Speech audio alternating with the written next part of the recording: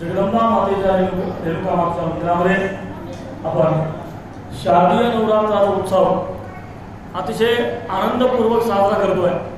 या नवरात्र उत्सवामध्ये दुसऱ्या दिवशीच्या सेवेमध्ये भगवतीच्या अनेक चरित्रांच्या विषयी एक प्रकारे आपण जो संवाद श्रवण करतो किंवा भगवतीने अनेक दैत्यांचा संहार कशामुळे केला, का केला, किंवा ज्या प्रकारे अनेक भक्तांना भगवती सेवेच्या माध्यमातून प्रसन्न होते।